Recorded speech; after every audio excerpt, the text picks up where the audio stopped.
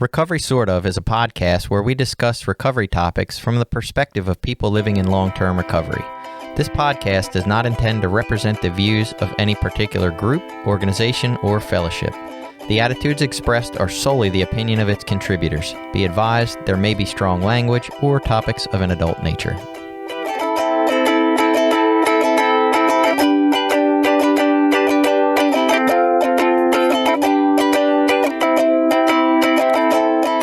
Welcome back. It's Recovery Sort Of. I am Jason, a guy who is trying to figure out what in the fuck recovery is and how I do it. And I'm Billy. I'm a person in long-term recovery.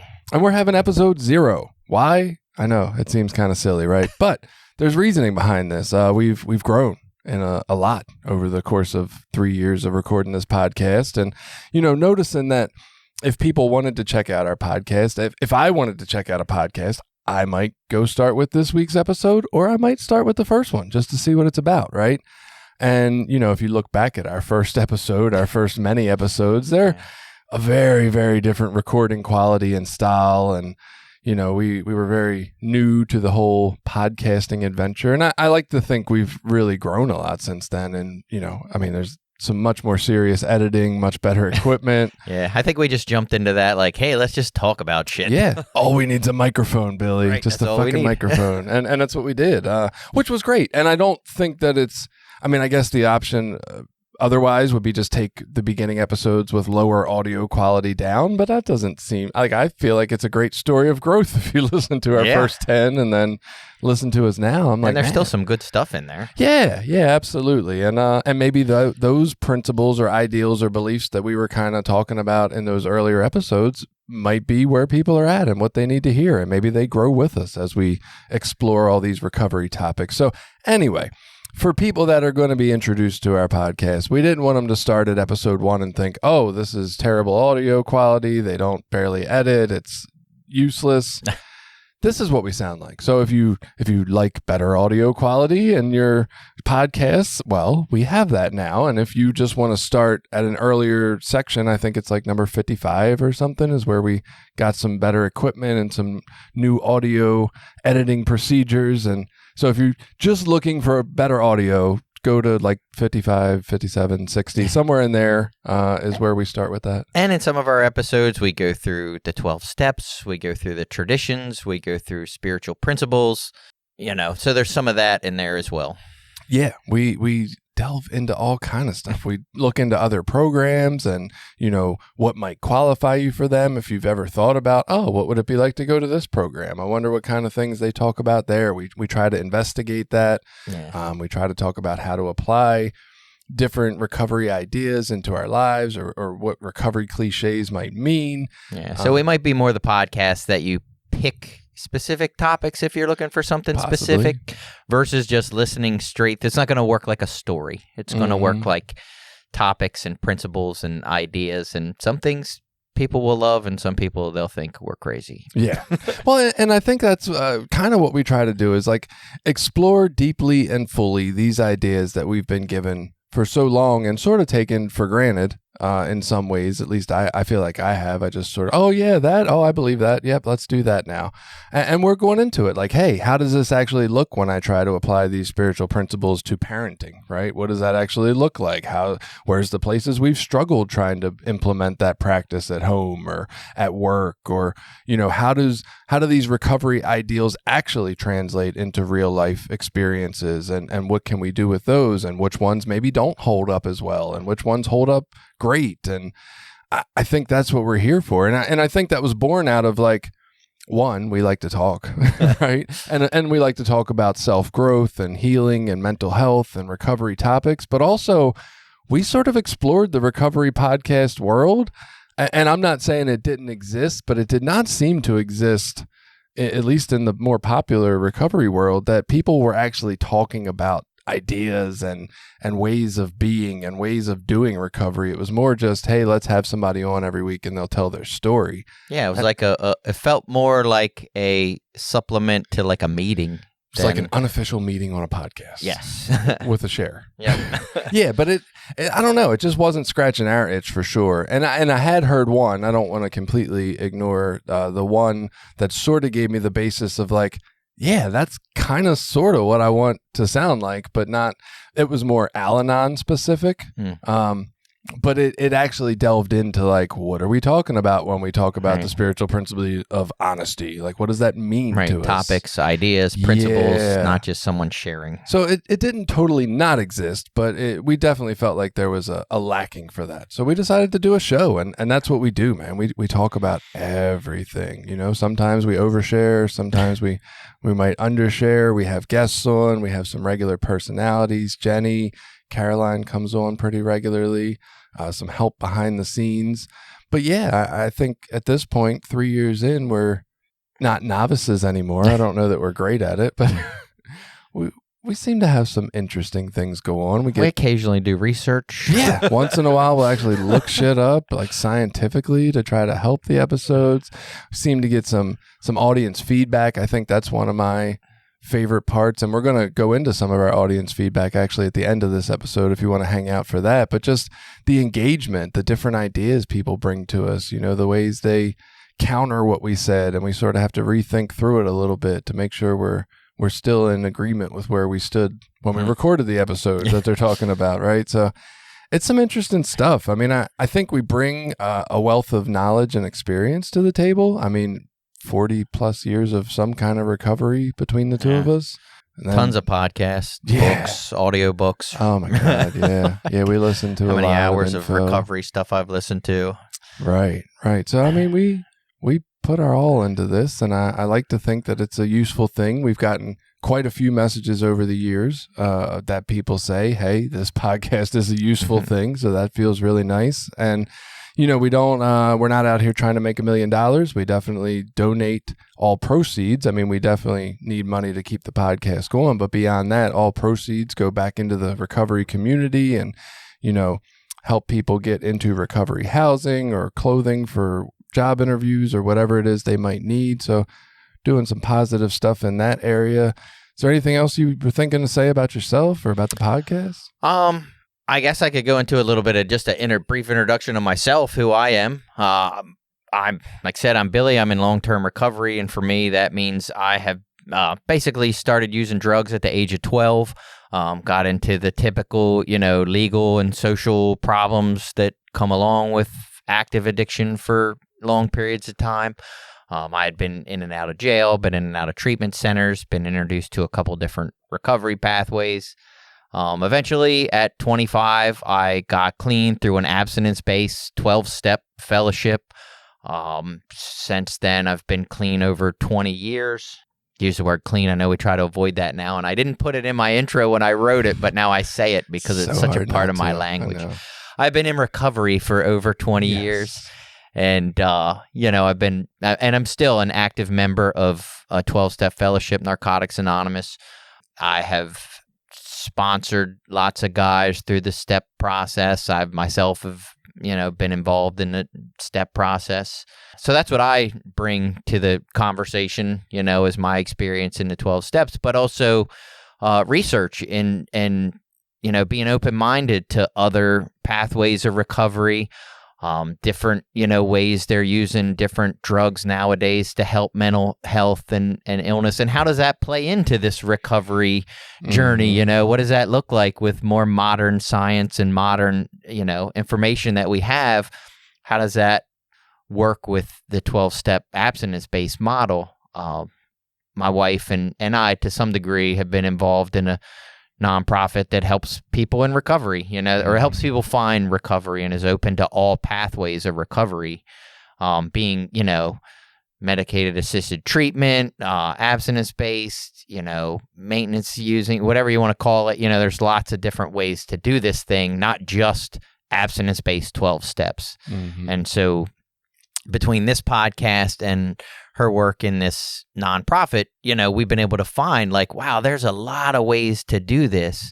And maybe as a recovery community, we should be helping and supporting each other in all these different pathways, you know, whether it's smart recovery, whether it's AA, NA, you know, Al-Anon, GA, SA, you know, there's all these different pathways. And instead of being some sort of competition of which one's the right way or which one's better, we can work together to complement each other to build a recovery community. So part of this podcast was meant to try to do that, try to bridge some of these gaps and open people's ideas to different modes of recovery and what this word means and how it looks in people's lives. Yeah, and I think that's a good description. And if you want to hear more about Billy, he's got 2 episodes telling his story somewhere along the way in our episode list. For me, I don't, and this is why I don't have an episode telling my history, because I don't know it. I don't know. I was born at a young age, and then I grew up. Now, I got into drugs, felt before drugs like something was off in me, just felt like I was different than other people, got into drugs. They felt like the answer, bought into the 12-step fellowship when it was entered into my life at some point, found some freedom from drug use, found some inroads to a recovery lifestyle, and ran with that for a long time.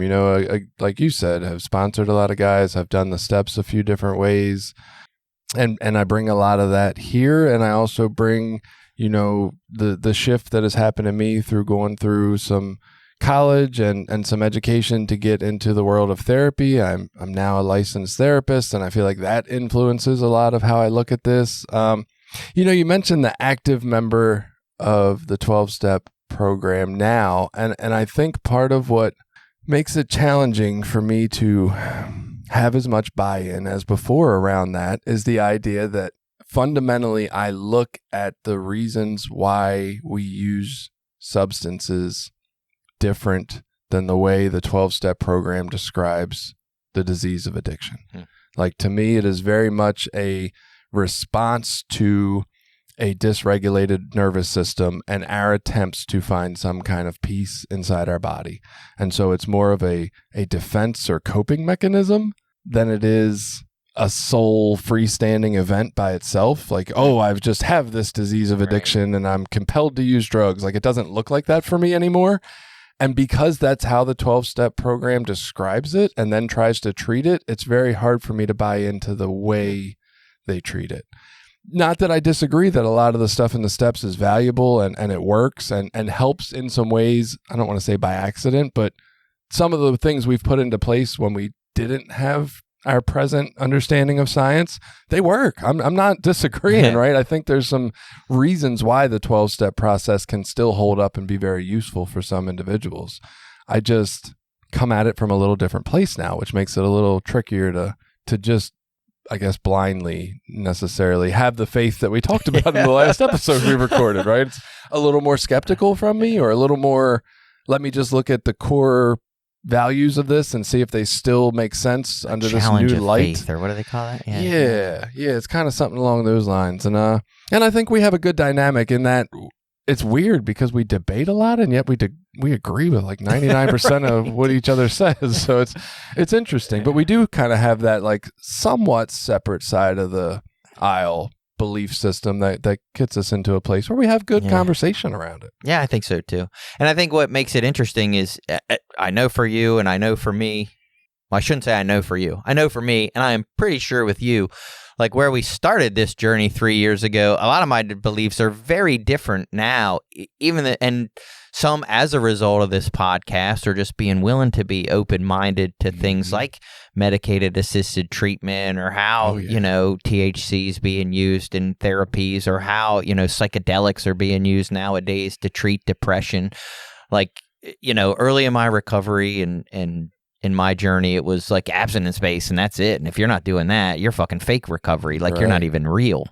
And now that's very different. You know what I mean? Like, now, as a result of where things are going in our society and education, what we understand about addiction and mental health, and, just educating ourselves about the subject rather than just that social shaming of like, you're an addict, so screw you. It's like, no. There's a lot going on there to addiction and why people use, and we like to explore some of those ideas, and hopefully it'll open other people's mind like it did ours, because I think that's a problem for me personally within the 12-step fellowships, is that we tend to get very, our way is the best way and these other ways all suck, and I want to get away from that even within the fellowship that I'm, practicing. Yeah, I guess that's one of the downfalls of recording a podcast is that like we could listen back to our first 20 episodes and I can almost guarantee I can tell you right now, I don't remember nothing about what we talked about. I can tell you it has 100% happened that I've listened and been like, oh, I don't think that anymore. Yeah, I can just picture us for sure, like me saying something like, oh my God, can you believe those Suboxone people think they're clean or something like that? Like, I probably had that attitude then, and like that is on fucking record what's even for worse everyone is, to hear. and I can't remember the episode, I listened to us debate about something, and then I'm like, I don't even think that anymore. That was a wasted like 15 minutes of time arguing about something I don't even really think. So it's been a fascinating journey for sure. And you're right. I think in these 3 years, I have probably had as much or more growth than I've ever had at any other point in my life. Yeah, if nothing else, my open-mindedness is way, my mind is opened wider. Yeah, this has been fantastic for us. And so, there's people out there who this podcast might really work well for, and that's people who, in my mind at least, people who overthink everything or Right. or like to get down to the nitty-gritty or split hairs about a topic, or, the guy who's always questioning his sponsor, like, well, you said this cliche, but what about this cliche seems to interrupt that cliche? And Right. you know what I mean? Like, if you're that kind of person or that kind of person, this might be the podcast for them. Or if you see some of those contradictions of ideas and thoughts within fellowships, like, yeah, we see them too. Yeah. Like, they're there. Don't let people tell you they don't exist. They're fucking there, and they need to be talked about, and just ignoring them is dogma, Right. And if you or the people are more like my old sponsor, and I love my old sponsor. I'm not trying to take anything away from him. Sonny was great. He is a great individual, and he sponsored me for a long time. All good things. But when I would go to him with these kind of conversations, I knew that wasn't the place for it. And he's like, man, you just think too much. Just fucking, just get up and go to work tomorrow, bro. Just You'll be believe fine. and don't worry. Right. And there's nothing wrong with that. But if that's more you, this is probably not the podcast for you. You will be like, what the fuck is wrong with these two guys? We overtalk and overthink. Yes. So to kind of wrap this up, as in the sense of episode 0, at least, if this sounds like something that's interesting to you or people right? You can share this with your friends. You can tell them about it. You can say, hey, I heard this new thing. It really opened my mind. It made me think from a different angle. They said some stuff that I couldn't argue with, or I agreed with, or felt something compared to, right? Share it with people.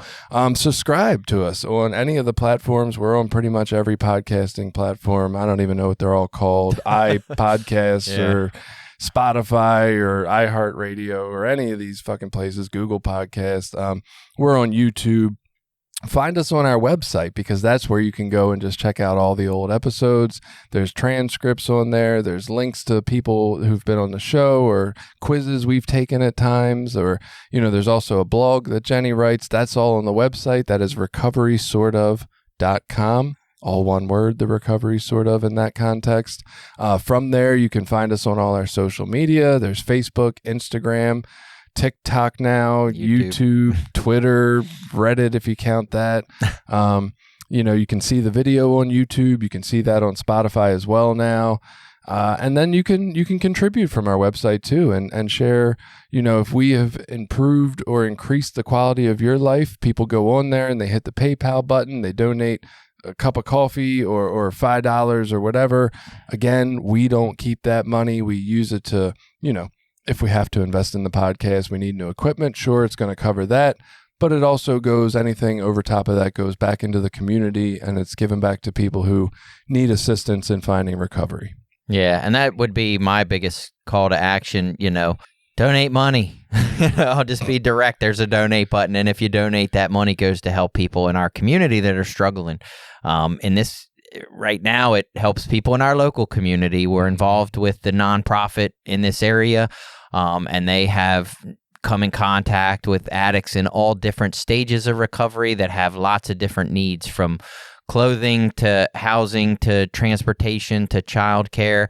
And there's holes in those, public safety net systems that these things are not covered for people.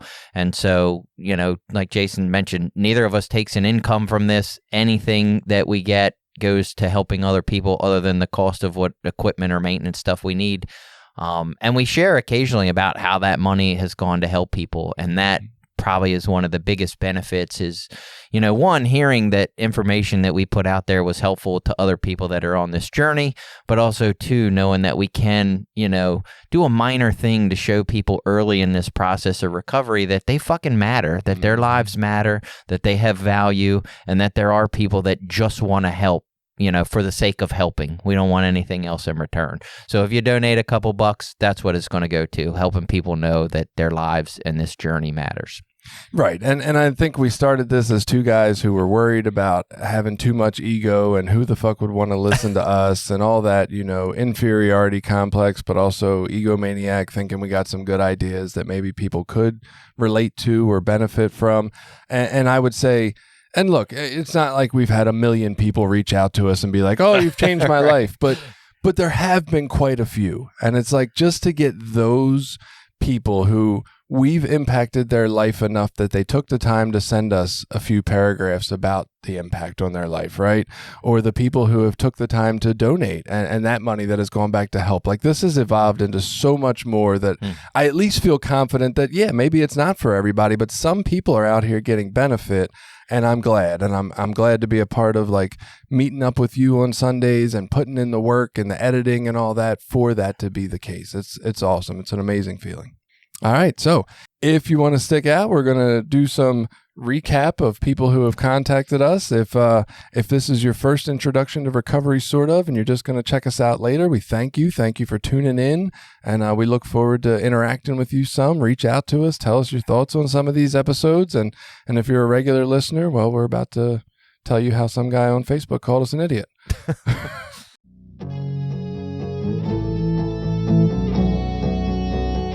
This episode has been brought to you in part by Voices of Hope, Inc., a nonprofit recovery organization made up of people in recovery, family members, and allies.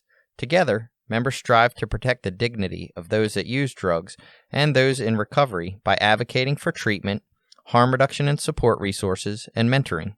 Please visit us at www.voicesofhopemaryland.org and consider donating to our cause.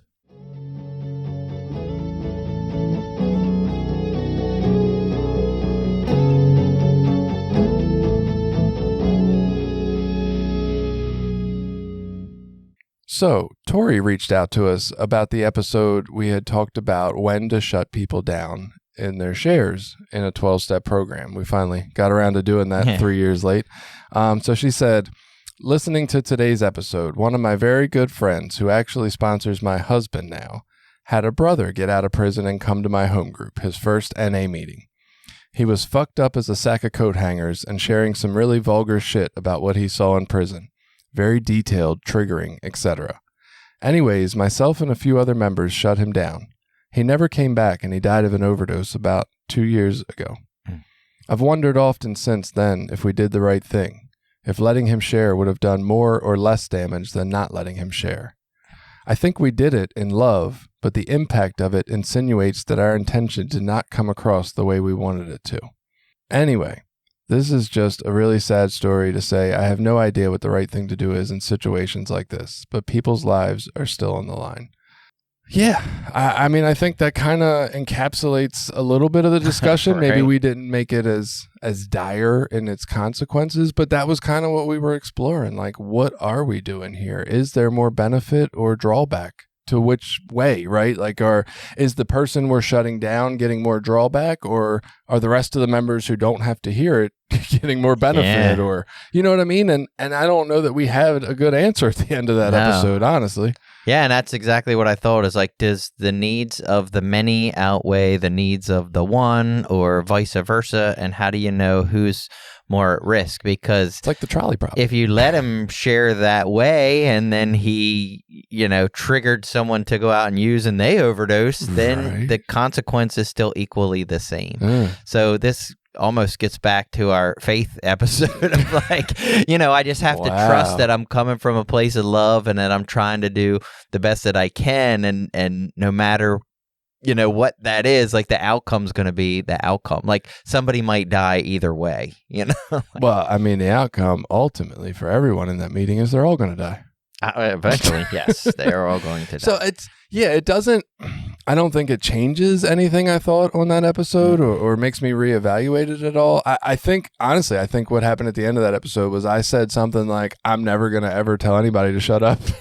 And I think you were like, I'm probably more willing to speak with someone in the middle of their share than I ever have been before in my life. Yeah. And I found that to be fascinating because I think we were both coming from a place of love in what we believe, and yet there's very different beliefs about what we would do in the situation. And of course, there's some other stuff there too. Like I would think, hopefully, I would be willing to follow up with that person at the end of the meeting. Like if they stuck around till the end, hopefully I would want to talk to, hey, I didn't mean to disrespect you or put anything that you said down. It's just in a meeting. That's not the best place to share that. But maybe if you want to go get a coffee sometime or you want to talk, we can talk. There are some ways. It's not just shut them down and be like, there, I did the right thing and walk away. There are some practices I can try to do in relation to that. What I picture is in a comical way. It's not what I think would actually happen. But yeah, you go up and you shut them down, and then everybody walks to the parking lot and they stand off by themselves while everybody cheers you on about how you shut them down. Right. This is backwards somehow. And I picture the other way. It's like I go talk to the guy that just got out of jail and tell him I didn't want to disrespect him, and he punches me in the face. That's hilarious. I was just picturing when you shut him down, he was leaving right then. Oh yeah. 7:35. I'm gone. I'm out. But no, Tori, I appreciate you sharing that story. Thank you for sharing. That makes a tragic story. Well, and it's super vulnerable to own.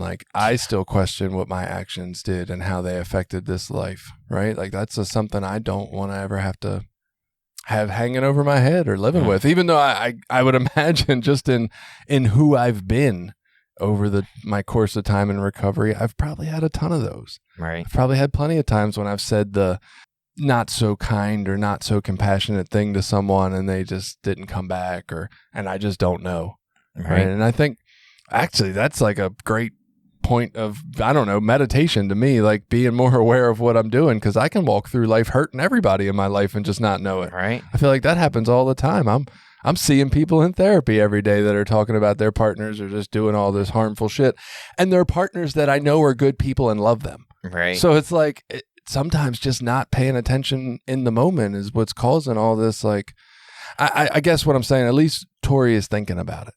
What, you know what I mean? And hopefully we're all preemptively thinking about it. What could this do?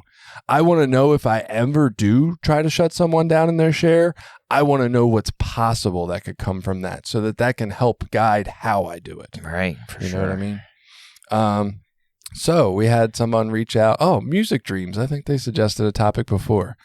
They suggested witnessing suicide and how it relates to recovery. Wow, that's highly specific. Do we have to find somebody who's witnessed suicide and then tried to recover? Well, do they mean literally witnessing or just being a family member, a friend of someone who has tried suicide? Well, and do they mean witnessing suicide or do they mean witnessing someone overdose and pass away? Because that's kind of like a form of suicide and much more. I feel like there's many more encounters like that. Can you read that question again? Because now I can hear 10 different questions there. Witnessing suicide and how it relates to recovery. If the act of having gone through the experience of witnessing suicide. And I guess, there's a lot of nuance there, right? I feel like a lot of us have seen someone OD or the consequence or the finality of the OD. Not so many of us probably with just a different version of suicide. And I'm really careful about how I say these words because I know there's already a lot of weirdness around using suicide and how we use it and the ways we've said it in the past and how we don't like that anymore. Really? I don't know that. Well, to say someone committed suicide is kind of shitty because committed is a crime. And so then we're looking at it as a crime against themselves. And is that really the context that the family needs to be in when they've just lost a beloved member, is talking about this person as a criminal? It's so we've talked about completed suicide or suicided or these other terminologies to just describe the situation without the judgment. So I'm a little careful about that because I don't know where overdoses fall into that category. And that didn't say attempted, that said committed, so that must mean they succeeded. Yeah, and again, like you said, I don't know if that means witnessing, like I watched someone do it in front of me, or I walked in and found the results of it, or it happened in my house, or to a loved member. Makes me think of a couple people I could talk to, though. Okay. About possible guests. Okay, cool. So maybe we'll get some of that on here. I can't imagine that's a very fun topic, but no, it's depressing. But we'll go for it. So we got a comment on the Is Counting Clean Time Harmful episode. And somebody said, I'm in the no matter what club. No reservations, no battle, no settling on the fence. Clean and sober for life. So I guess for them, counting clean time is not harmful, though they didn't give a time. So maybe they're not counting. I don't know. I'm not sure if that comment actually adds anything to that episode. Yeah, I'm just thinking, does the no matter what club mean clean time doesn't matter? Like, I just, you know what I mean? Like, say I heard it the other way, like, oh, I'm no matter what, so it doesn't matter how long, no matter what, I'm staying clean. Yeah, I don't know. I don't know what that means about the episode. Was it good? I mean, you commented, so it must have been all right. Yeah, thank you for commenting. We got another comment on that same episode, and your guess is as good as mine with this one. It looks a little weird. It says, thank you, man. Seriously, he puts everything he has into every job for the team. Numerous times they show him on the sidelines. Keep it up and rest up, man. Maybe that sounds like a football comment. Yeah, maybe they commented on the wrong video, or maybe you were talking about being on the sidelines of your son's game. I have no idea. Another topic suggestion from Music Dreams again. Thank you, Music Dreams. I appreciate it. Yes, thank you. We need topics. He said, I'm going to stop sharing. LOL. No, really, I get it. I'm telling myself at this very moment to separate what, how, and when to share. Good one. Love to hear you bring things into perspective. Was that about shutting down shares? I don't know what he was commenting on. No, well, that comment I can relate to because I go to meetings sometimes, and I don't know Music Dreams situation, but like I can go into a meeting and I'll be one of the people with the most amount of time in the meeting, and there'll be those points of silence, or there'll be a topic, and I feel like, is there some kind of pressure on me that I'm supposed to share on this topic? Or, and I know it's all weird stuff. And so most of the time when that happens, I just don't say nothing. I'm like, well, I'm not going to share. But anyway, they've been issues. And if there's too much silence in a meeting, I'll say, well, should I share? I'm like a senior member, should I try to help, promote recovery within this meeting? When you spend too much time in your head, that's the kind of shit that happens. That's the kind of people that relate to us. Right. So we got a comment on a meme, which is unusual. Usually the comments are about the meme, but we got a comment on a meme that said, and this is from Andy. I won't say your last name, Andy. I listened to your tradition talks. You guys are a bunch of fucking idiots. Thanks, Andy. No, so don't get me wrong. I wanted to respond. I sat in my head for a day of like what I would say back. But I, talked to a couple people about it and thought about it a little bit, and like, there's nothing of substance there to respond to. No, that's immediately what I thought. It's like, what? Okay. Right. Well, which tradition talks did you listen to? Because we didn't give any tradition talks for one. We explored the traditions and tried to delve into what the underlying meaning, or if there's any real rules or regulations, or if they're all just like kind of wishy-washy guidelines that maybe work or don't, and I would be interested, like, what episode you listened to, what part of it you thought made us sound like idiots. He has too much faith. Yeah, he must. I don't know. Like, had somebody reached out, like we've had criticisms before. Somebody criticized our updating the Big Book episode, right? Like, and it was a very good criticism. Like, even though we didn't tend to agree at the end of it, like, it was thought out. They put structure into it. They made points. They had like debate material in there, and it was like, okay, hey, I see your side of it, right? I don't buy into that side, but I can get it, and I appreciate you making a relevant post. But this is like, okay, so we're idiots. Why? Because you tend to disagree with what we say, or like, what makes us idiots? Yeah, right. Yeah, I've just felt like there isn't anything there to really go by. Yeah. So Andy, yeah, I'm all open to criticism. I definitely know criticism is helpful. Well, I listened to Andy's comment on our meme, and he's a fucking idiot too. So there you go. That's what I got. And if you ever see the memes, that'll give you some idea that we don't really take ourselves all that serious. Oh my God, we kind of talk too deeply about stuff. But recovery at the same time, for me, life should be fun, and things are open for jokes and making fun of, and I'll make fun of myself, and I make fun of other people and probably say inappropriate shit sometimes. Yeah. And it's never in a place of offense, but that's makes life fun and interesting. Well, and if you are someone who, I mean, I don't think you listen to us if you're, I don't even know the right descriptive words here. Like, I guess we're a little raunchy or vulgar from time to time. Not terribly, but I mean, every once in a while I'll jump out there with a sex joke. It's like off-color humor too. Some people don't get off-color humor. Well, I guess I just can't imagine people who would be turned off by like language or cuss words or sexual ideas listening to us anyway. So I always feel like I want to give this like disclaimer, like, hey, if you're offended, if some kinds of humor bother you, maybe don't look at our memes. Maybe don't go to Facebook and Instagram. Find us on Twitter or something. Maybe we're just not for you. That's okay. And that's what I'm wondering, right? If you listen to us and you're okay with it, I think you're probably okay with the memes too. Yeah.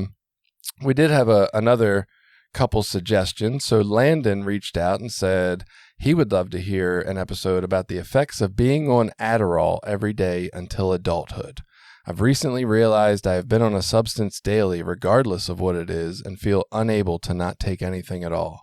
So it's interesting because his initial part of the effects of being on Adderall every day until adulthood, or, the pharmacalization of our children to make them act the way we want them to, which is what I would say about that.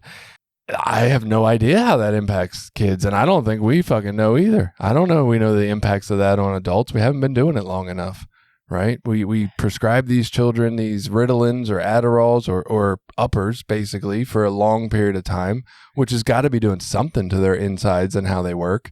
And then they reach adulthood, and for most of them, then we stop giving them to them. Yeah. Because we're like, you're not kids anymore. You don't need to worry about emotional that. Development, the way you act. Right. Or their emotional and mental health. Yes. The ability for their brain to mature in an active way. Well, and one of the things like we tell our kids regularly, like, hey, look, you might get to a point in your life where you're going to drink alcohol or do drugs. And that's because that's, for some people, that's a part of life. I mean, not everyone needs to be abstinent all the time. But please, wait until you're older because your brain is not developed. So we tell them that with illegal drugs. Why would we act like pharmacological drugs or because they're prescribed by a doctor, that somehow makes them safer on our... We do think that, though. I know, but it's not true. No, it's not. So that was what I first got, was like, man, do we have this research? Do we know this answer? Or do we know the effects of Adderall over time on children and what that leads to in adulthood, or any clue? But I feel like his take is more just coming from the place of like, I've never not taken anything and I don't know how to do that, which is a little different than what I'm curious about. But maybe there's room for both of those in that episode about that. But I would love that. The hard part about episodes like that is that it either is going to take some hours for one of us to do the research on it and become sort of the expert real quick, or we need to find somebody who knows what the fuck they're talking about, which maybe that's what I would love to do that. Well, another interesting idea in that is, my wife has described, like, early in her process of finding recovery, like, she was directed more towards the recovery path of what was wrong with her versus the mental health path of what's wrong with her. Because typically, if you're thrown into the mental health path, it's drugs. It's, you know what I mean? Like, we're going to find some medication, some combination of medications to help you with what's wrong with you. Versus her being pushed into the recovery pathway, which was like abstinence-based and 12 steps at that time. And it's like, if she had been pushed the other way into the mental health pathway for what was wrong with her at a young age, how would her life be different, And what effects would that have? And that's a fascinating question because we don't know. Like, we don't know. And it could be some... more positive outcomes and some more negative outcomes, depending on the area of her life you're looking at. And that's, who the fuck knows? Right. So no, maybe we can get on top of trying to find. This is what I would love personally, and I'm hoping that maybe this is like one of those topics that can lead us this direction. I would love for us to have experts on that maybe don't really deal with addiction, but they're experts in some other form of like brain or body functioning, and then talk with them as if, and maybe they've never even thought about how do these principles that I study in labs apply to the recovery community, but maybe we can help bridge that gap. Like I want to run stuff by them like, okay, well, you describe this in action. How do you think that plays out for this kind of person in this situation? Yeah. You know what I mean? Like, I feel like that would be really, really interesting conversations to have, because it would be like maybe light bulb moments for them and us of figuring out the connection. I love talking to experts, you know what I mean, or people that know about stuff. But then a part of me wonders too, like the, Music Dreams or like this guy, like, do they want to come on and talk about their experience with some of this stuff? Like, because maybe they have some experience there that they would like to share or they think would be valuable, or are they looking for us to provide them some direction, you know? Yeah. So, yeah, if you're listening to this and you pose a question, we're not opposed to having people come on and talk about subjects. We'll probably ask you a few more questions before we just invite you on. Right, yeah. We do a little vetting. Yeah, there'll be a little vetting involved, but, I love to hear individuals' experiences in this process of recovery, I do too. I think the scary part for me, if we just have somebody on, it's not like it's scary. So when they talk about wanting to investigate, the effects of taking ADHD or ADD medicine for your entire childhood or anything, that if we bring them on to talk about their experience, I feel like it puts us in the position of having to be more of the experts, which I'm not saying we can't help them make sense of their experience. I think we can.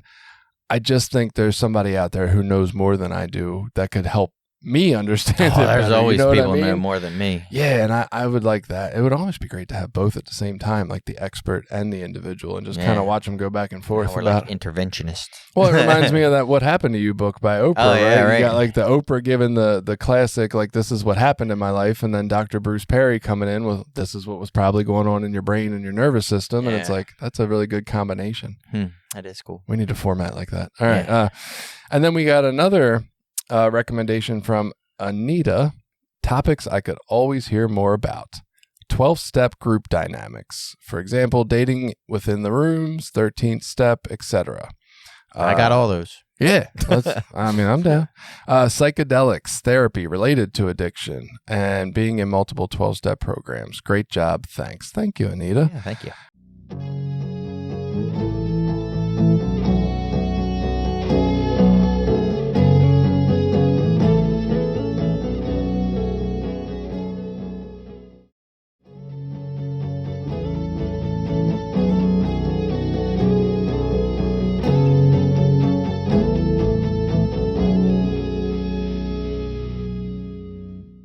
So we did an episode about relationships in recovery. You had your wife in, and I had, maybe that was more specific to marriage, but we kind of shared, my wife being in recovery, a little bit of my 12th or 13th step experience. I said 12th step, 13th step experience, and so we've done a little bit of that. It was 12-step too. She was giving it away to keep it. Yeah. Yeah, and we have a relationship episode from earlier on too. I think two of them actually. I think you and I tried to delve into relationships by ourselves one time, and that was like, damn, we only had white guy perspectives on here.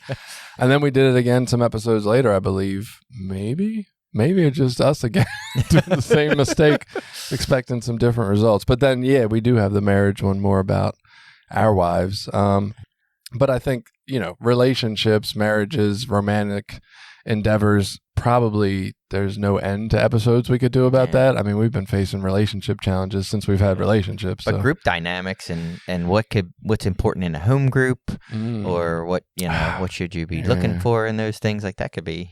It could be interesting. I don't know what I feel like I don't have as much to give on that at this point. I'm like, I don't know. Fucking people that care. That's it. Well, you had some experiences of groups that you were really connected to, and then you had some issues with groups that you weren't connected to. True. I could definitely speak of previous experience with Well, and I mean, my experience, how much harder is it to go to a home group when you're not really invested in the group? Like, you're not really connected or Right. invested. It's like, those are the days where you're like, ugh, I just want to stay home. Like, you know. Well, and I got some historical experience with being in more than one 12-step fellowship at a time too. And that's an interesting, I feel like that's difficult. But you know what? I got a friend that could maybe come on and talk about that. I don't know. That could be fascinating. But yeah, the feedback, the suggestions, the topics, the thoughts about, how we're doing, unless you're just going to call us a fucking idiot. That's pretty stupid. But if you have valid criticism or disagreement, like, we'd love to hear that, right? You can call me an idiot. If it makes you feel better, that's fine. I'm just not going to do anything with it. So it's going to piss just me know off that and it's hurt my pointless. feelings. Yeah. A little bit, Andy. God damn it. Hurt my feelings. No, I don't know. I mean, I would say people who think we're an idiot probably are not the people who should listen. Yeah, that's obvious. Like, yeah. maybe don't listen to our tradition talks. If that's what you think of. I'm like, I don't know. We're just over here. So to me, it's always like the Howard Stern thing. Like, I don't know if you remember back when he was so shock jockey and everyone, Right. but what made him successful was that all the people that hated him still listened all the time and couldn't stop tuning in. And it's just, it's ironic to me. It's like, maybe there's something there because you realize your closed-mindedness or your inability to hear a different perspective or things you don't agree with. You're so confrontational with that. Like, maybe you need to be challenged on some things you believe. Maybe you need to think a little more deeply about. I mean, that's the way I feel for me. If you got some, like, say, valid criticisms about what I have to say, I would love to hear them. I will take that shit seriously and listen to it. I don't know if I'm going to change, but I will listen to it. If you call me a fucking idiot, okay. I mean, I'm going to do nothing with it. You make a point about success, I guess, that I hadn't really considered, which is, if nobody's saying anything about us, that's probably bad. That's not successful. But if people are saying things about us, that probably is successful. Even if it is, I've listened and these guys are fucking idiots. Like, haters. Right. There's got to be haters to success. So I guess we're there. Yeah. I don't know. Is there anything else you feel like you want to talk about today? No, just thank you for listening and thank you for supporting us in this journey. It's a lot of fun, and I love doing this, and the stuff we've talked about has been amazing. So yeah, absolutely. Your comments help. I mean, if nothing else, they just let us know people are listening and paying attention. It's not a void. Right. We're not yelling into the void. And some points I've actually thought, that's just me and you coming here fucking talking to each other and put it on the internet. Like, that's all we're doing. Yeah. I mean, basically, but yeah. No, I'm with you. I think that's kind of what hits home for me today, doing this episode 0, right? Just like, thank you. Like, there is feedback. There is the sense that we aren't doing this for nothing. There is a feeling of like, we get to enjoy this. Yeah, there's work into it, but I think there's a lot of enjoyment too. And not only do we get to enjoy it, but it's actually being useful in the world.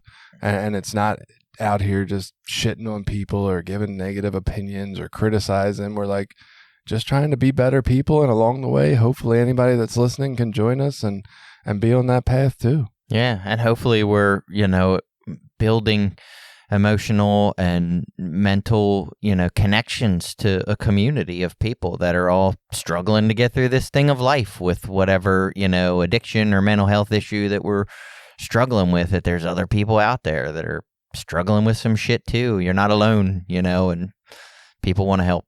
Yeah. So go out there, stay safe, come back and listen to us next week, and we'll see you then.